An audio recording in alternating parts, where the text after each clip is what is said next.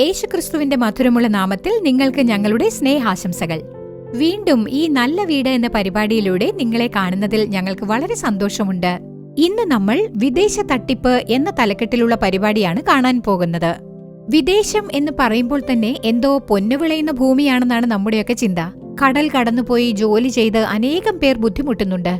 വിവാഹം കഴിയുമ്പോൾ തന്നെ ഭർത്താവിന്റെ നിർബന്ധം കൊണ്ടോ അല്ലെങ്കിൽ ഭാര്യയുടെ നിർബന്ധം കൊണ്ടോ അന്യരുടെ മണ്ണിൽ പോയി വിയർപ്പ് ചിന്തി പണിയെടുക്കുകയാണ്. എല്ലാം തന്നെ ഇക്കരയ്ക്ക് അക്കരെ പച്ചയാണ്.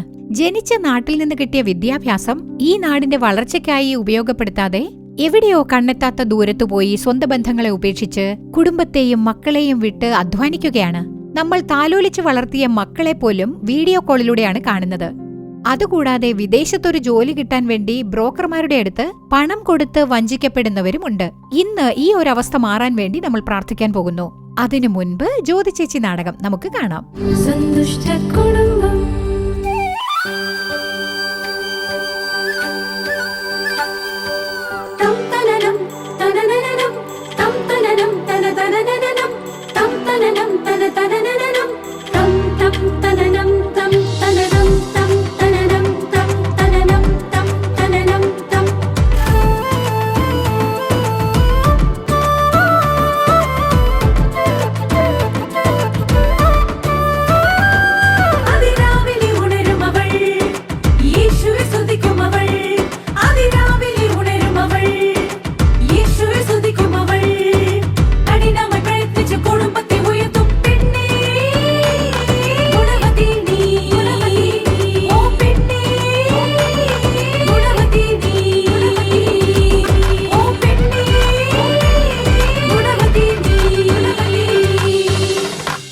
ചേച്ചി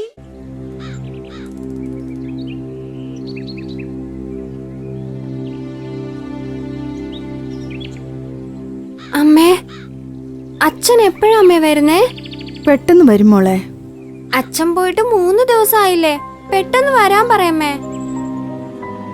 3 ദിവസമായപ്പോഴേക്ക് ഇവളിങ്ങനായോ? അപ്പൊ അദ്ദേഹം ഫോറിനിൽ പോയ ഇവളെന്ത് ചെയ്യും? അമ്മ എന്താ ആലോചിക്കുന്നേ? ഒന്നുമില്ല മോളെ, ഞാൻ സംസാരിക്കാം. വേഗം അച്ഛനോട് വരാൻ പറയാട്ടോ.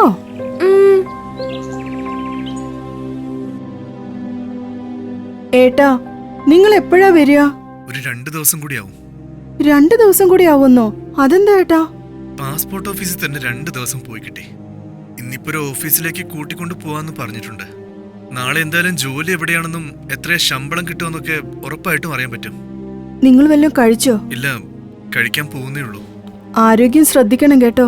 ആ ശരി, നീ ഒന്നുകൊണ്ട് വിഷമിക്കണ്ട. ഒരു 2 ദിവസം കഴിഞ്ഞാൽ ഞാൻ അവിടെ എത്തും കേട്ടോ. ഞാനല്ല, മോളാ നിങ്ങളെ അന്വേഷിക്കുന്നെ. എന്നും അച്ഛൻ എപ്പോഴാ വരികയെന്ന് ചോദിച്ച് കരയാണ്. അയ്യോ, മോളെന്നെ തിരക്കാറുണ്ടല്ലേ? അതെ ഏട്ടാ, ഇപ്പോഴേ ഇങ്ങനാണെങ്കി നിങ്ങൾ ഫോറിനിൽ പോയ പിന്നെ അവളെ ഞാൻ എന്ത് പറഞ്ഞ് സമാധാനിപ്പിക്കുന്നറിയില്ല. ഞാൻ എന്ത് ചെയ്യാനാ? ശരിക്കും പറഞ്ഞാൽ എനിക്കും നല്ല വിഷമമുണ്ട്. ഇതല്ലാതെ വേറെ വഴിയില്ലല്ലോ. നമ്മുടെ കുടുംബത്തിന്റെ കാര്യം അറിയാവുന്നതല്ലേ. ഞാൻ പുറത്തു പോയി 4 കാശുണ്ടാക്കിയ നമ്മുടെ മോളെ നമുക്ക് നന്നായിട്ട് നോക്കിക്കൂടെ? എന്നാ ശരി, നീ ഒന്നും ഓർത്ത് വിഷമിക്കണ്ട. ഞാൻ പോയിട്ട് പെട്ടെന്ന് വരും. ഞാൻ ഫോൺ വെക്കണേ. ശരി ഏട്ടാ. മോളെ, അച്ഛൻ വേഗം വരുമെന്നാ പറഞ്ഞേ. ദേഷ്യപ്പെടല്ലേ മോളെ, അമ്മ പറഞ്ഞതെല്ലാം സത്യാ.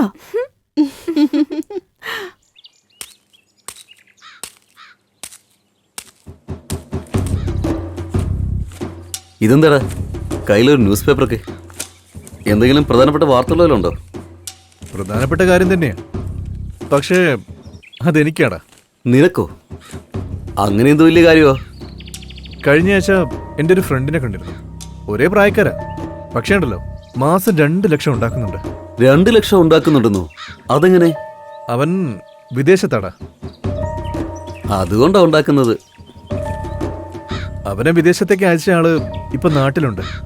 അപ്പോ അങ്ങേരെ ഒന്ന് പോയി കാണാൻ പറഞ്ഞു. എന്നിട്ട് നീ കണ്ടോ? കാണുകയൊക്കെ ചെയ്തു. അങ്ങേരുടെ അടുത്ത് ഇപ്പൊ ജോബ് വേക്കൻസി ഒന്നും ഇല്ലെന്ന് പറഞ്ഞു. പക്ഷെ വിദേശത്ത് ഒരുപാട് വേക്കൻസി ഉണ്ടെന്നും പറഞ്ഞു. നീ ട്രൈ ചെയ്യ്, ഉറപ്പായിട്ടും ജോലി കിട്ടുമെന്നും പറഞ്ഞു. അത് ഈ ന്യൂസ് പേപ്പർ തമ്മിൽ എന്താ ബന്ധം? അതൊക്കെയുണ്ട്, ബന്ധമുണ്ട്. സൗദിയിലെ ഒരുപാട് ജോലി സാധ്യതകളുണ്ട്. നിനക്ക് സൗദിയിൽ ആരെ അറിയാം? എനിക്കെങ്ങനെ ആരും അറിയില്ല. ആ ദാ സൗദിയിലേക്ക് ജോലിക്ക് വേണ്ടി അയക്കുന്ന ഏജന്റിന്റെ നമ്പർ ഈ പേപ്പറിലുണ്ടോ? ഞാൻ അങ്ങനോടൊന്ന് സംസാരിച്ചു. Aadhaar card, pan card, voter ID ഇതിന്റെ എല്ലാം ഒറിജിനലുമായിട്ട് വരാൻ പറഞ്ഞിരിക്കുക. നീ ഇങ്ങനെ എല്ലാരും വിശ്വസിക്കുകയാണോ? അവർ നിന്നെ ചതിച്ചാലോ? നിന്റെ പ്രശ്നം എന്താണെന്നറിയോ? നിനക്ക് എല്ലാവരും സംശയം. സംശയത്തിനും നമ്മൾ കുറച്ച് ശ്രദ്ധിക്കുന്നതും തമ്മിൽ വ്യത്യാസമുണ്ടടാ. ഞാൻ സംശയിച്ചൊന്നുമല്ല, ജാഗ്രതയോടെ ഇരിക്കാനാണ് ഞാൻ പറഞ്ഞത്. നീ വിചാരിക്കുന്ന പോലൊന്നുമല്ല. നമ്മളിത് എത്ര നാളെന്ന് വെച്ചാൽ ഇങ്ങനെ വെറുതെ ഇരിക്കുന്നേ? നീ വിദേശത്ത് പോകുന്നതൊന്നും തെറ്റല്ല. പക്ഷെ നമ്മൾ ഓരോ ദിവസം എത്ര വാർത്തകൾ കേൾക്കുന്നത്? വിദേശത്ത് ജോലി വാങ്ങി തരാന്ന് പറഞ്ഞ് കാശ് വാങ്ങി പറ്റിച്ചതൊക്കെ എത്രയോ കേട്ടിട്ടുണ്ട്. അതുപോലെ നിന്നെ പറ്റിച്ചാലോ?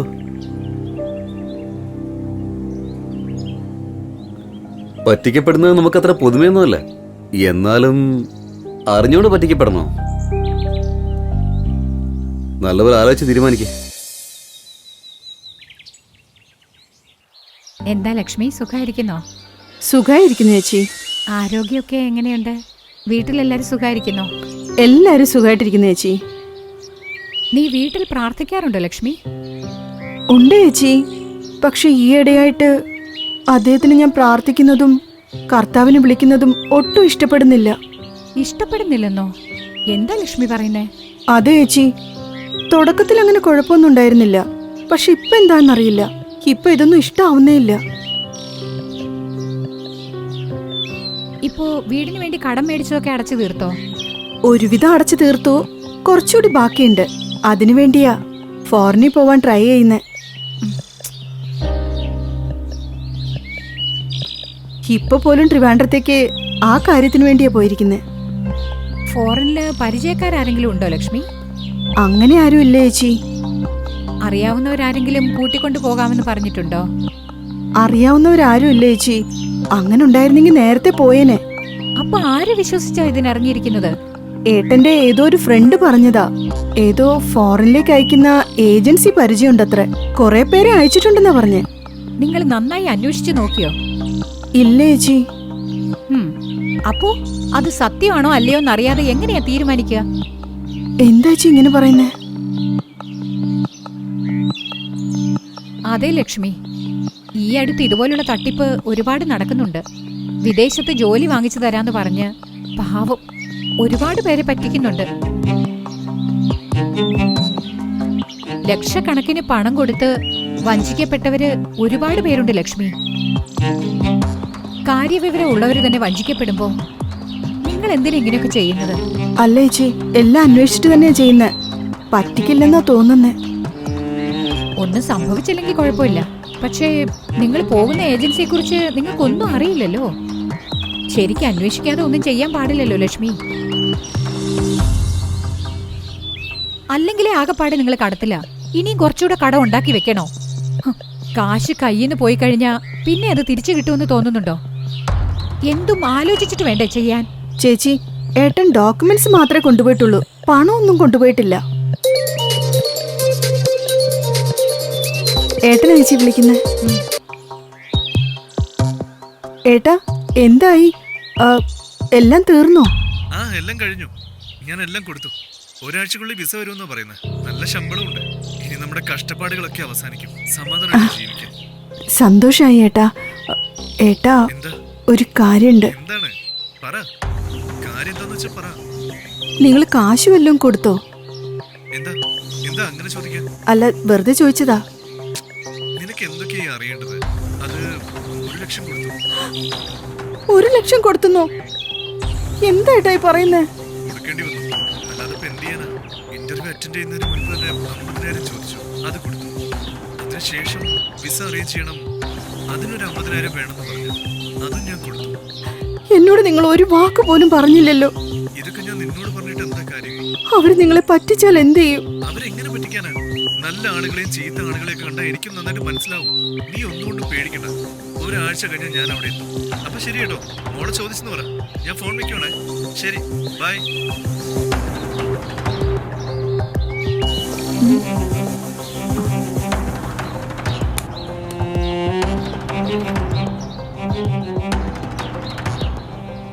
संतुष्ट എന്താ നിങ്ങൾ ജ്യോതിച്ചേച്ചി നാടകം കണ്ടില്ലേ?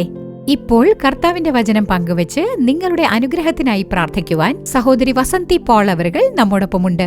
പ്രാർത്ഥനയോടെ ദൈവ സന്ദേശം കേൾക്കുക. കർത്താവ് തീർച്ചയായും ഇന്ന് നിങ്ങളെ അനുഗ്രഹിക്കുന്നതാണ്.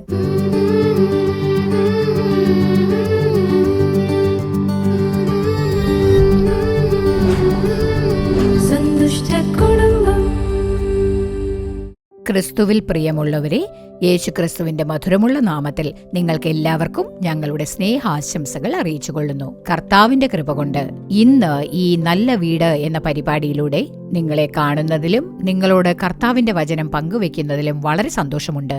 ഇന്ന് നാം ഏത് കാര്യത്തെക്കുറിച്ചാണ് ധ്യാനിച്ച് കർത്താവിന്റെ വചനം അറിയാൻ പോകുന്നതെന്ന് ചോദിച്ചാൽ വിദേശ തട്ടിപ്പ് എന്നുള്ളതിനെക്കുറിച്ചാണ്.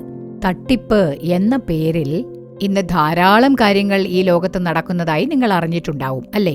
അതായത് ചിറ്റ് ഫണ്ട്സ് നടത്തി തട്ടിപ്പ് നടത്തുന്നു, നറുക്കെടുപ്പ് എന്ന പേരിൽ തട്ടിപ്പ് നടത്തുന്നു, പണം നിങ്ങൾക്ക് ഞങ്ങൾ ഇരട്ടിയാക്കി തരാം എന്ന് പറഞ്ഞ് എല്ലാവരിൽ നിന്നും പണം കൈപ്പറ്റി അവരെ വഞ്ചിക്കുന്ന ആൾക്കാരുണ്ട്. അതുകൂടാതെ മൊബൈൽ ഫോൺ വഴി അനേകം തട്ടിപ്പുകൾ നടക്കുന്നുണ്ട്. അതേപോലെ ഈ അടുത്ത് ഞാൻ പത്രത്തിൽ വായിച്ച ഒരു വാർത്ത, ഒരേ ഒരു വ്യക്തി പല സ്ത്രീകളെ പറ്റിച്ച് നുണ പറഞ്ഞ് വിവാഹം കഴിച്ചിരിക്കുന്നു. എന്തിനാണ്? പണത്തിനു വേണ്ടി. പല കാര്യങ്ങളിൽ ഇതുപോലെയുള്ള തട്ടിപ്പുകൾ ഇന്ന് ഈ ലോകത്ത് നടന്നു വരുന്നുണ്ട്. പ്രത്യേകിച്ച് ചെറുപ്പക്കാരാണ് വലയിൽ വീഴുന്നത്. അതുപോലെ വീട്ടമ്മമാർ പലരും ഇതുപോലെയുള്ള ചതിക്കുഴിയിൽ വീഴാറുണ്ട്. വീട്ടമ്മമാരെ ഉന്നം വെച്ച് തന്നെ പല തട്ടിപ്പുകളും നടന്നു വരുന്നുണ്ട്. തട്ടിപ്പിന് ഇടയാകുന്ന ജനങ്ങൾ ഉള്ളതുവരെ തട്ടിപ്പ് നടത്തുന്നവരും ഉണ്ടാകുക തന്നെ ചെയ്യും. എത്രയോ തട്ടിപ്പുകൾ പല സ്ഥലങ്ങളിലും നടക്കുന്നത് നമ്മൾ കാണുന്നുണ്ട്. എന്നാൽ കർത്താവിന്റെ വചനം വ്യക്തമായി പറയുന്നുണ്ട്. 2 തെസ്സലോനിക്കർ 2-ാം അധ്യായം 3-ാം വചനം നമ്മൾ വായിച്ചു നോക്കുകയാണെങ്കിൽ, ആരും ഏതു വിധേനയും നിങ്ങളെ ചതിക്കരുത് എന്നാണ് എഴുതിയിട്ടുള്ളത്. ഇവിടെ കർത്താവിന്റെ വചനം നമുക്ക് മുന്നറിയിപ്പ് തരികയാണ്. അപ്പോൾ കർത്താവിന്റെ വചനമനുസരിച്ച് നാം മുൻകരുതലോടെ ഇരിക്കണം. ഇന്ന് വിദേശത്തേക്ക് കൂട്ടിക്കൊണ്ടു പോകാമെന്ന് പറഞ്ഞ് അനേകം പേരുടെ അടുത്തുനിന്നും പണം മേടിച്ച് ലക്ഷക്കണക്കിന് നഷ്ടപ്പെട്ടവർ, പലരും ലക്ഷക്കണക്കിന് രൂപയാണ് നഷ്ടപ്പെട്ട് കണ്ണുനീരോടെ വേദനയോടെ നിൽക്കുന്നത്. എത്രയോ കുടുംബങ്ങളെ ഞങ്ങൾ അങ്ങനെ കാണുന്നുണ്ട്. കാരണം എന്താണെന്നറിയാമോ? തട്ടിപ്പിനിരയായി പോകുന്നു. ഈ കർത്താവിന്റെ വചനം പറയുന്നത് പോലെ നമ്മൾ മുൻകരുതലോടെ ഇരിക്കാത്തതിനാൽ അനേകം പേർ നമ്മെ വഞ്ചിച്ചുകൊണ്ടിരിക്കുകയാണ്. എന്തുകൊണ്ടാണ് ഇത്തരത്തിലുള്ള കാര്യങ്ങൾ ലോകത്ത് സംഭവിക്കുന്നത് എന്ന് നോക്കുകയാണെങ്കിൽ, ഒന്നാമതായി പണത്തിനുള്ള ആർത്തി, പണത്തിന്റെ അത്യാഗ്രഹം കൊണ്ടാണ് ഇങ്ങനെയൊക്കെ അവർ ചെയ്യുന്നത്. അവർ ചെയ്യുന്നതിന് നമ്മൾ ഇരയാവുന്നു. നമ്മൾ വിദേശത്തേക്ക് പോയാൽ ഒരുപാട് സമ്പാദിക്കാം എന്നുള്ള ഒരു ആഗ്രഹം. ഇന്നത്തെ ഈ കാലഘട്ടത്തിൽ ചെറുപ്പക്കാർക്കാണ് ഈ ആഗ്രഹമുള്ളത്. വിദേശത്തേക്ക് പോയാൽ കൈ നിറയെ സമ്പാദിക്കാം, നല്ല സന്തോഷമായി ജീവിക്കാം, നല്ല സൗകര്യമായി ജീവിക്കാം എന്നൊക്കെയുള്ള ഒരു ചിന്ത. ഈ പണത്തിന്റെ അത്യാഗ്രഹം കൊണ്ടാണ് ആരെന്തു പറഞ്ഞാലും അത് വിശ്വസിക്കുന്നത്. ആശ കാണിച്ച് തട്ടിപ്പ് നടത്തുന്നു. എന്നാൽ അവസാനം വരെ ഒരു കാര്യത്തെക്കുറിച്ചും അന്വേഷിക്കാതെ പലരും പറയുന്നതെല്ലാം വിശ്വസിച്ച് ഇന്ന് ലക്ഷക്കണക്കിന് രൂപ കടം വാങ്ങി കുടുംബത്തിൽ ആഹാരത്തിന് പോലും വകയില്ലാതെ നിൽക്കുന്നവർ എത്രയോ പേരുണ്ട്. എന്നാൽ കർത്താവിന്റെ വചനം പറയുന്നുണ്ട്, 1 തിമോത്തിയോസ് 6-ാം അധ്യായത്തിലെ 10-ാം വചനം പറയുന്നുണ്ട്, ദ്രവ്യാഗ്രഹം സകലവിധ ദോഷത്തിനും മൂലമല്ലോ. ഇത് ചിലർ കാംക്ഷിച്ചിട്ട് വിശ്വാസം വിട്ടുഴന്ന് ബഹുദുഃഖങ്ങൾക്ക് അധീനരായി തീർന്നിരിക്കുന്നു. ഇന്നെന്തുകൊണ്ടാണ് ഇത്തരത്തിലുള്ള ദുഃഖങ്ങൾ, ഇങ്ങനെയുള്ള കണ്ണുനീർ, പ്രതിസന്ധികൾ, കുടുംബത്തിൽ പോരാട്ടങ്ങൾ, കടബാധ്യതകൾ? കാരണം അത്യാഗ്രഹം. എന്തിനാണ് വിദേശത്തേക്ക് പോകാൻ ആഗ്രഹിക്കുന്നത്? എന്തുകൊണ്ടാണ് പണം ഇരട്ടിയാകുമെന്ന് പറഞ്ഞ ഉടനെ ആരാണ് എന്താണെന്നൊന്നും ചോദിക്കാതെ അവരെ വിശ്വസിച്ച് അവര് പറയുന്ന അക്കൗണ്ടിലേക്ക് പണം ഇട്ടുകൊടുക്കുന്നു? എന്തൊക്കെ ചതിക്കുഴികളാണുള്ളത്? കാരണം എന്താണെന്നോ? പണലോഭം. കർത്താവിന്റെ വചനം വ്യക്തമായി പറയുന്നുണ്ട്, പണലോഭമാണ് എല്ലാ തിന്മകളുടെയും വേര് എന്ന്. ചിലർ അതിനായി ഇച്ഛിച്ച്, ആ പണം കിട്ടാൻ വേണ്ടി ദാഹിച്ച്, പണത്തിനായി ഇച്ഛിച്ച്, സൗകര്യം വേണം, അങ്ങനെ വേണം, ഇങ്ങനെ വേണം, കാർ വാങ്ങണം, ബംഗ്ലാവ് വാങ്ങണം, വേഗം പണക്കാരനാകണം, ഇങ്ങനെയുള്ള കാര്യങ്ങൾക്കായി ആശിച്ച് അത് ചെയ്യാൻ വേണ്ടി വിശ്വാസം വിട്ട് അകന്നു പോകുന്നത് കൊണ്ടാണ് അനേകം ദുഃഖങ്ങൾ അവർക്കുണ്ടാകുന്നത്. തങ്ങൾ സ്വയം ആ ദുഃഖം പണം കൊടുത്ത് വാങ്ങിക്കുന്നതുപോലെയാണത്. ഈ ദുരാഗ്രഹം നിങ്ങളെ തിന്മയിലേക്കായിരിക്കും വഴി നയിക്കുന്നത്. എന്റെ പ്രിയപ്പെട്ട സഹോദര, സഹോദരി, ഒരുപക്ഷെ നിങ്ങളും ഇങ്ങനെ തട്ടിപ്പിനിരയായി ദുഃഖിച്ച് എന്ത് ചെയ്യണമെന്നറിയാതെ ഇരിക്കുകയാണോ? പണലോഭം നിങ്ങളുടെ ഉണ്ടോ എന്ന് ചിന്തിക്കുക. അടുത്തതായുള്ള ഒരു കാര്യം, അതായത് എളുപ്പത്തിൽ എല്ലാവരെയും വിശ്വസിക്കുന്നത്. അല്പബുദ്ധി ഏത് വാക്കും വിശ്വസിക്കുന്നു, സൂക്ഷ്മബുദ്ധിയോ തന്റെ നടപ്പ് സൂക്ഷിച്ചുകൊള്ളുന്നു എന്ന് വേദപുസ്തകം പറയുന്നു.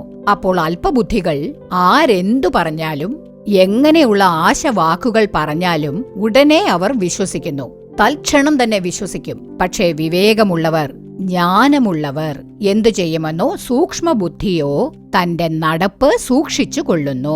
അല്പബുദ്ധികളായിരിക്കരുത്, ഒരിക്കലും മണ്ടന്മാരായിരിക്കരുത്. ആര് എന്തു പറഞ്ഞാലും കണ്ണടച്ചു വിശ്വസിക്കരുത്. അതാണ് കർത്താവ് വ്യക്തമായി പറയുന്നത്. അതായത് നിങ്ങൾ ഈ അക്കൗണ്ടിൽ 1 ലക്ഷം ഡെപ്പോസിറ്റ് ചെയ്താൽ ഇത്ര വർഷം കഴിഞ്ഞ് നിങ്ങൾക്ക് 2 ലക്ഷമായിട്ട് തരും എന്ന് പറയുന്നു. അവരുടെ വാക്കുകൾ വിശ്വസിക്കുന്നു. അങ്ങനെ നമുക്ക് തരുന്നവൻ മണ്ടനാണോ? ചിന്തിച്ചു നോക്കുക. 1 ലക്ഷം മേടിച്ചിട്ട് നമുക്ക് 2 ലക്ഷം തരുന്നവൻ മണ്ടനാണോ? നമ്മളെ മണ്ടന്മാരാക്കുന്നതിന്, നമ്മളെ പറ്റിച്ച് വഞ്ചിച്ച് നമ്മുടെ പണം തട്ടിക്കൊണ്ടു പോകാൻ വേണ്ടി പറയുന്ന വാക്കുകളാണിവ. ലോഭിപ്പിക്കുന്ന വാക്കുകൾ, ആകർഷകമായ വാഗ്ദാനങ്ങളൊക്കെ അവർ തരും. നമ്മൾ വഞ്ചിക്കപ്പെടരുത്. ഏജന്റ്സ് അങ്ങനെയൊക്കെ പറയും. വിദേശത്ത് പോയാൽ യാതൊരു കഷ്ടപ്പാടും ഉണ്ടാവില്ല, AC റൂമിലിരുന്ന് ജോലി ചെയ്യാം, ഇങ്ങനെ വിയർപ്പൊഴുക്കി അധ്വാനിക്കേണ്ടി വരില്ല, കൈ നിറയെ സമ്പാദിക്കാം, ഇങ്ങനെയൊക്കെ പറഞ്ഞ് നിങ്ങളെ പ്രലോഭിപ്പിച്ച് ഇന്ന് പല യുവാക്കൾ ഈ തട്ടിപ്പിനിരയായി ലക്ഷങ്ങളോളം നഷ്ടപ്പെട്ട്, കോടിക്കണക്കിന് നഷ്ടപ്പെട്ടവരുമുണ്ട്. ഇന്നവർ കടബാധ്യതയും കണ്ണുനീരുമായി വലയുകയാണ്.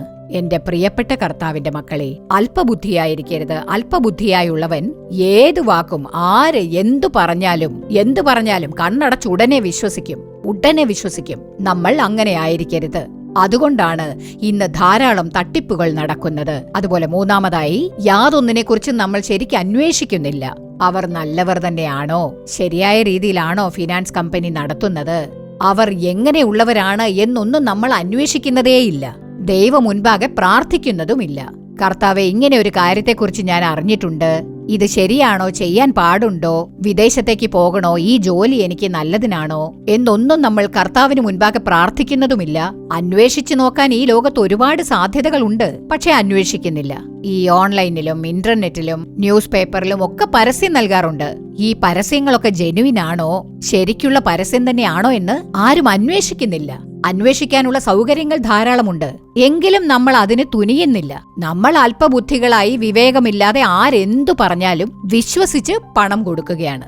അങ്ങനെ ശരിക്ക് അന്വേഷിക്കാത്തതുകൊണ്ട് അനേകം നഷ്ടങ്ങളാണ് ഇന്ന് നിങ്ങൾ അനുഭവിച്ചുകൊണ്ടിരിക്കുന്നത്. കർത്താവിന്റെ മക്കളായ നമ്മൾ അങ്ങനെ ആയിരിക്കരുത്. വേദപുസ്തകം എന്താണ് പറയുന്നതെന്നോ, എഫേസ്യർ 5-ാം അധ്യായത്തിലെ 15-ാം വചനത്തിൽ, ആകയാൽ സൂക്ഷ്മത്തോടെ അജ്ഞാനികളായിട്ടല്ല ജ്ഞാനികളായിട്ടത്രേ നടപ്പാൻ നോക്കുവിൻ.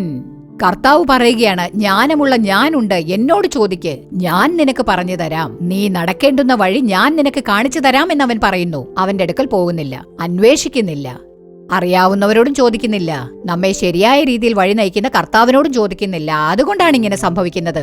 അതുകൊണ്ടാണ് ഇന്ന് പലരും തട്ടിപ്പിനിരയാകുന്നത്. തട്ടിപ്പ് നടത്തുന്ന സംഘങ്ങൾ നമ്മെ വഞ്ചിച്ചുകൊണ്ടിരിക്കുകയാണ്. അവർ സൗകര്യമായി ജീവിക്കുന്നു, എല്ലാം ചുരുട്ടിക്കൊണ്ട് അവർ എസ്കേപ്പ് ആകും. തട്ടിപ്പിനിരയായി ഇന്റർവ്യൂ കൊടുക്കുന്ന എത്രയോ ജനങ്ങളെ നമ്മൾ കാണുന്നുണ്ട്. അതുപോലെ ഈ അടുത്ത് കുറച്ചു ദിവസങ്ങൾക്ക് മുൻപ് TV-യിൽ വന്ന ഒരു ന്യൂസിലാണ് ഞാൻ കണ്ടത്, ഒരു സ്ഥലത്ത് നിന്നും കുറെ ചെറുപ്പക്കാർ, സ്ത്രീകളും കുട്ടികളും അടക്കം, അവരെയൊക്കെ വിദേശത്തേക്ക് കൊണ്ടുപോകാമെന്ന് ഏജന്റ് പറഞ്ഞ് വിസ എടുക്കാനും പാസ്പോർട്ടിനുമൊക്കെ ആയിട്ട് ഇത്ര വേണോ അത്ര വേണോ എന്നൊക്കെ പറഞ്ഞ് എല്ലാരും, അവിടെയുള്ള കുറെ പേര് ഏജന്റിനെ വിശ്വസിച്ച് അയാൾ ചോദിക്കുമ്പോഴൊക്കെ പണം കൊടുത്തുകൊണ്ടേയിരുന്നിരിക്കുന്നു. കയ്യിലുള്ളതല്ല കൊടുത്തത്, കടം വാങ്ങി, പലിശയ്ക്ക് വാങ്ങി, അങ്ങനെയൊക്കെയാണ് കൊടുത്തത്. ആ ഏജന്റ് ഇടയ്ക്കിടയ്ക്ക് പറയും പാസ്പോർട്ടിന് ഇത്ര വേണം, വിസയ്ക്ക് ഇത്ര വേണം, ജോലി സ്ഥലത്ത് ഇത്ര കൊടുക്കണോ എന്നൊക്കെ പറഞ്ഞ് പണം മേടിച്ചിരിക്കുന്നു. ലക്ഷക്കണക്കിന് രൂപയാണ് അവിടെയുള്ള കുറെ പേര്, ചെറുപ്പക്കാരും സ്ത്രീകളും അടക്കം എല്ലാവരും വഞ്ചിക്കപ്പെടുകയുണ്ടായത്. അത്രയും പേര് പൈസ കൊടുത്തിരിക്കുന്നു, ലക്ഷക്കണക്കിന് രൂപ. അപ്പോൾ ആ ഏജന്റ് ഒരു നിശ്ചിത തീയതി പറഞ്ഞ്, ഇന്ന ദിവസം നിങ്ങൾ എല്ലാവരും കൂടി റെയിൽവേ സ്റ്റേഷനിൽ എത്തണം, നിങ്ങളെയൊക്കെ ചെന്നൈയിലേക്ക് കൂട്ടിക്കൊണ്ടുപോയി അവിടുന്നാണ് നിങ്ങൾക്ക് ഫ്ലൈറ്റ് എന്ന് പറഞ്ഞിരിക്കുന്നു. ഇവരെല്ലാവരും അവര് പറഞ്ഞ ആ ദിവസത്തിന് ട്രെയിനിനുള്ള ടിക്കറ്റ് ബുക്ക് ചെയ്ത് റെഡിയായിരിക്കുകയാണ്. എല്ലാവരും പെട്ടിയുമായിട്ട് വന്ന് നിൽക്കുകയാണ്. റെയിൽവേ സ്റ്റേഷനിൽ വന്ന് നോക്കുമ്പോ ആ ഏജന്റിനെ കാണുന്നില്ല. ഫോൺ ചെയ്ത് ചോദിച്ചപ്പോ, ഞാൻ ആശുപത്രിയിലാണ്, പെട്ടെന്നൊരു എമർജൻസി വന്നു, അതുകൊണ്ട് ആശുപത്രിയിലാണ്, നിങ്ങൾ ചെന്നൈയിലേക്ക് പൊയ്ക്കോ, എയർപോർട്ടിൽ പോയി നിൽക്ക്, ഞാൻ അവിടെ എത്തിയേക്കാം എന്ന് പറഞ്ഞെന്ന്. ഈ ജനങ്ങൾക്ക് അപ്പോഴും അത് തോന്നിയിട്ടില്ല. ഇയാൾ എന്താ ഈ ചെയ്യുന്നത്, ഇവിടെ ഞങ്ങളുടെ കൂടെ വരേണ്ടതല്ലേ എന്നൊന്നും ഇവർക്ക് തോന്നിയതേയില്ല.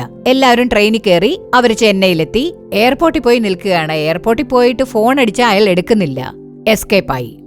അവര് മുഴുവനും പെട്ടിയൊക്കെ ആയി തിരിച്ച് നാട്ടിലേക്ക് വന്ന് പോലീസ് സ്റ്റേഷനിൽ പോയി കണ്ണീരോടുകൂടി പറയുകയാണ്, ഇങ്ങനെ എത്ര പേരെ നിങ്ങൾ കണ്ടിട്ടുണ്ട്? എത്ര പേരാണ് തെരുവിലിറങ്ങി പോരാട്ടം നടത്തിക്കൊണ്ടിരിക്കുന്നത്? അപ്പോ പോലും ബുദ്ധിയില്ലാതെ ഇങ്ങനെയുള്ളവരെയൊക്കെ വിശ്വസിച്ച് പണം വാരി വാരി കൊടുത്ത് വഞ്ചിക്കപ്പെടുകയാണ്. കർത്താവിന്റെ വാക്കുകളെ നമ്മൾ ചെവിക്കൊള്ളാതെ, നമുക്ക് വിവേകമില്ലാതെ, സ്വയബുദ്ധിയില്ലാതെ, അല്പബുദ്ധികളായി, മണ്ടന്മാരായി ആരെന്തു പറഞ്ഞാലും വിശ്വസിച്ച് ഇന്നെല്ലാം നഷ്ടപ്പെട്ട അവസ്ഥയിലിരിക്കുകയാണോ? ആലോചിച്ചു നോക്കൂ. എന്തിനാണ് ഈ നഷ്ടം? എന്തുകൊണ്ടാണ് ഈ പ്രശ്നങ്ങൾ? എന്തുകൊണ്ടാണ് നിങ്ങൾക്ക് വിദേശത്ത് പോയി ജോലി ചെയ്യാൻ പറ്റാത്തത്? പണം നഷ്ടപ്പെട്ടത്? വിദേശത്തും പോകാൻ പറ്റിയില്ല. വഞ്ചിക്കപ്പെട്ടിരിക്കുകയാണോ? ചതിക്കുഴിയിൽ വീണിരിക്കുകയാണോ? തട്ടിപ്പിനിരയായിരിക്കുകയാണോ? കർത്താവ് നിങ്ങളോടാണ് സംസാരിക്കുന്നത്. കർത്താവിനോട് ക്ഷമ ചോദിച്ച് അവന്റെ പാദങ്ങളിൽ അഭയം പ്രാപിക്കുന്നതാണ് ഒരേയൊരു വഴി. കർത്താവിന് മാത്രമേ നിങ്ങളെ ഇതിൽ നിന്നും പുറത്തു കൊണ്ടുവരാൻ പറ്റൂ. നിങ്ങളുടെ കടബാധ്യതകളെല്ലാം തീരണം. നിങ്ങൾക്ക് നഷ്ടപ്പെട്ടതെല്ലാം തിരിച്ചു കിട്ടണമെങ്കിൽ അവനിൽ സ്വയം സമർപ്പിക്കണം. ഞാൻ ഈ പറഞ്ഞ വേദവചനങ്ങളെല്ലാം നിങ്ങൾ ധ്യാനിച്ചു നോക്കുവിൻ. കർത്താവിന്റെ വചനങ്ങൾ നമുക്കായി എഴുതപ്പെട്ടിട്ടുള്ളവയാണ്. ഈ വേദവചനമനുസരിച്ച് കർത്താവെ, ഞാൻ ബുദ്ധിഹീനതയാണ് കാണിച്ചത്, എന്നോട് ക്ഷമിക്കണേ എന്ന് നിങ്ങൾ അപേക്ഷിക്കുമ്പോൾ കർത്താവിന് കരുണ തോന്നി വീണ്ടും നിങ്ങളെ അതിൽ നിന്നും ഉയർത്തിക്കൊണ്ടുവരും. നമുക്ക് പ്രാർത്ഥിക്കാം. ഞങ്ങളുടെ സ്നേഹമുള്ള കർത്താവെ, ഈ വാക്കുകളിലൂടെ അങ്ങ് ഇന്ന് ഈ മക്കളോട് സംസാരിച്ചിരിക്കുകയാണ് യേശുവേ. എത്രയോ മക്കൾ ഇങ്ങനെ വഞ്ചിക്കപ്പെട്ട് ചതിക്കുഴിയിൽ വീണ് തട്ടിപ്പിനിരയായി വിദേശത്തേക്ക് പോകാനാവാതെ, അടച്ച പണം തിരിച്ചു വാങ്ങിക്കാനാവാതെ ഇരിക്കുകയാണ്. കർത്താവെ, ചിറ്റ് ഫണ്ടിൽ നിക്ഷേപിച്ചത് കുറിയിൽ ചേർന്നു, അല്ലെങ്കിൽ ഇരട്ടിയായി തരാമെന്ന് പറഞ്ഞ് ഇങ്ങനെ ഏതോ ഒരു വിധത്തിൽ പണം നഷ്ടപ്പെട്ട്, കർത്താവെ, ഇന്ന് വിവേകമില്ലാത്തതിനാൽ, ആലോചിക്കാതെ എടുത്തു ചാടിയതിനാൽ, അന്വേഷിക്കാതെ എല്ലാം ചെയ്തതിനാൽ, വ്യക്തതയോടെ ഒന്നും ചെയ്യാത്തതിനാൽ, സ്വബോധത്തോടുകൂടി ഒന്നും ചെയ്യാത്തതിനാൽ ഇന്നിവരെല്ലാം തട്ടിപ്പിനിരയായിരിക്കുകയാണ് യേശുവേ. ലക്ഷക്കണക്കിന് രൂപ നഷ്ടപ്പെട്ട്, സ്വത്തുക്കളെല്ലാം വിറ്റ്, ഭാര്യയുടെ പണ്ടമെല്ലാം വിറ്റ്, മക്കൾക്കായി സ്വരുക്കൂട്ടി വെച്ചിരിക്കുന്ന പണമെടുത്ത് എല്ലാം നഷ്ടപ്പെട്ട ചുറ്റുപാടിൽ നിൽക്കുകയാണ്. എത്ര കുടുംബങ്ങളിലുള്ള മക്കളാണിങ്ങനെ വഴിയാധാരമായി നിൽക്കുന്നത്? ഈ തട്ടിപ്പ് സംഘങ്ങൾ പറയുന്ന വാക്കുകൾ വിശ്വസിച്ച്, കർത്താവെ, അങ്ങയുടെ ഉപദേശം കേൾക്കാതെ ഈ മക്കൾ ചെയ്ത കാര്യങ്ങളോട് കർത്താവെ കരുണ കാണിച്ച് ക്ഷമിച്ച് ഇന്ന് തന്നെ ഇവരോട് കരുണ കാണിക്കണമേ. നിസ്സഹായരായി നിൽക്കുകയാണ്, കണ്ണീരോടെ നിൽക്കുകയാണ്, നിരാശ്രയരായിരിക്കുന്നു യേശുവേ, പോരാടിക്കൊണ്ടിരിക്കുകയാണ് യേശുവേ. നഷ്ടപ്പെട്ടതെല്ലാം ഇവർക്ക് വീണ്ടെടുക്കുവാൻ മക്കളെ അങ്ങ് സഹായിക്കണമേ. ദാവീദിന് നഷ്ടപ്പെട്ടതെല്ലാം യാതൊരു കുറവും വരുത്താതെ എല്ലാം തിരിച്ചു നൽകിയ കർത്താവ് ഈ മക്കളെയും അതേ വിധത്തിൽ അനുഗ്രഹിക്കണം എന്ന് പ്രാർത്ഥിക്കുന്നു. സമർപ്പിക്കുന്ന ഓരോ മക്കളെയും അനുഗ്രഹിച്ച് അവരുടെ കുടുംബങ്ങളെ മുന്നോട്ട് കൊണ്ടുവരാൻ സഹായിക്കണമേ. നഷ്ടപ്പെട്ട എല്ലാം തിരിച്ചു നൽകി ഇവരെ അനുഗ്രഹിക്കണമേ യേശുവേ. സ്വയം സമർപ്പിച്ച ഓരോരുത്തരെയും അങ്ങ് സഹായിച്ചിരിക്കുന്നു എന്ന് ഞങ്ങൾ വിശ്വസിക്കുന്നു. അങ്ങയുടെ സ്നേഹമുള്ള കരങ്ങളിൽ ഇവരെ ഏൽപ്പിച്ച് പ്രാർത്ഥിക്കുന്നു. ദൈവമായ കർത്താവ് ഇവരുടെ ചുമതല ഏറ്റെടുത്തതിനായി സ്തോത്രം. യേശു ക്രിസ്തുവിലൂടെ ഞങ്ങൾ അപേക്ഷിക്കുന്നു, നല്ല പിതാവേ, ആമേൻ. പ്രിയമുള്ളവരെ, ഇന്നത്തെ പരിപാടി നിങ്ങൾക്ക് അനുഗ്രഹപ്രദമായിരുന്നിരിക്കും എന്ന് ഞങ്ങൾ വിശ്വസിക്കുന്നു. നിങ്ങൾക്ക് ലഭിച്ച നന്മകളെക്കുറിച്ചും അനുഗ്രഹങ്ങളെക്കുറിച്ചും ഞങ്ങളെ അറിയിക്കാൻ മറക്കരുത്. നിങ്ങളുടെ പ്രാർത്ഥനാക്കുറിപ്പുകൾ എന്തുതന്നെയായാലും അത് കത്തുകളിലൂടെയോ ഇമെയിലിലൂടെയോ ഞങ്ങളെ അറിയിക്കുക. നിങ്ങൾക്കായി പ്രാർത്ഥിക്കാനും ഉപദേശങ്ങൾ നൽകാനും സഹോദരൻ മോഹൻ സി ലാസറസ് അവറുകളും ദൈവ ശുശ്രൂഷകരും ഞങ്ങളോടൊപ്പമുണ്ട്. നാളെ ശനിയാഴ്ച വരുവിൻ പ്രാർത്ഥിക്കാൻ പരിപാടിയുടെ തത്സമയ സംപ്രേഷണം കുടുംബത്തോടെ കാണാൻ മറക്കരുത്. വീണ്ടും അടുത്തയാഴ്ച ഇതേ സമയം ഇതേ പരിപാടിയിലൂടെ കാണാം. അതുവരെ ദൈവകൃപ നിങ്ങളോടൊത്തുണ്ടാകുമാറാകട്ടെ.